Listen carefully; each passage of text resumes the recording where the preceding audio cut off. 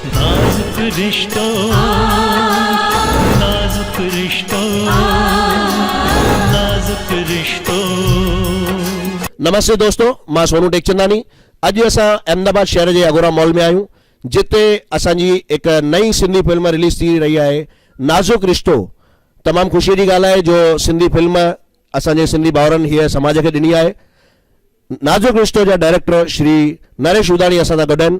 नरेश भाई, असांजी जनता तव्हांखे ॾिसी रही आहे, तव्हां जनता खे ॿुधायो त नाजुक रिश्तो तव्हां कीअं ठाही ऐं उन में छा आहे? नाजुक रिश्तो मतिलबु जेको मंगनी थिए थी ऐं मंगनीअ खां शादीअ ताईं वारो जेको पीरियड आहे, उन में जेको नओं रिश्तो जुड़े थो नवनि माण्हुनि जो, उहो मां सर्च कयो आहे त तमामु नाजुक आहे अॼु तारीख़ में। छो त कंहिं टाइम ते मंगनी थींदी हुई त उहा प्राण जाए पर वचन न जाए, अहिड़ो हिसाबु किताबु हूंदो हो।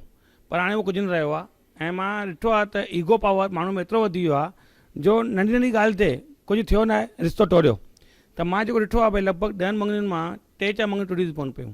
त उन मुद्दे खे मां ध्यानु में रखी करे समाज में हिकु पॉजिटिव मैसेज वञे, उहो सोचे करे मां हिकु फिल्म ठाही आहे नाजुक रिश्तो। तव्हां अहमदाबाद शहर जा आहियो ऐं फिल्म जा प्रोड्यूसर श्री चंद्र सावनानी भी अहमदाबाद जा आहिनि, त हिन फिल्म में छा कलाकार अहमदाबाद जा आहिनि? न, हिन फिल्म में कलाकार अहमदाबाद जा लॻभॻि 5-6 कलाकार आहिनि, बाक़ी लॻभॻि सॼे हिंदुस्तान भर जा कलाकार आहिनि। छो त हर कंहिं असांजे सिंध समाज में एतिरा टैलेंटेड ॿार वेठा आहिनि ऐं एतिरा टैलेंटेड माण्हू आहिनि, त उहो हर कोई चाहींदो भई असांखे प्लेटफॉर्म मिले ऐं हर कोई मतिलबु सभिनी खे गॾु खणी करे। छो त असांजी भावना उहा आहे भई सॼे हिंदुस्तान जे सिंधी समाज खे गॾु खणी हलणो आहे। इहा तमामु ख़ुशीअ जी ॻाल्हि आहे त तव्हां हिंदुस्तान मां ख़ासि माण्हू चूंडे करे उन्हनि खे स्क्रीन ते आंदो आहे, हिन फिल्म खे फिल्मायो आहे। लॻभॻि तव्हांजे चवण मूजिबि हिंदुस्तान जी हर खेत्र मां हिन में कलाकार आहिनि, त हीअ हर शहर में फिल्म हलंदी बि ऐं माण्हू दिलि सां ॾिसंदा। अॼु जेको फिल्म रिलीज़ थी आहे, त कहिड़े कहिड़े शहर में इहा अॼु फिल्म रिलीज़ थी चुकी आहे?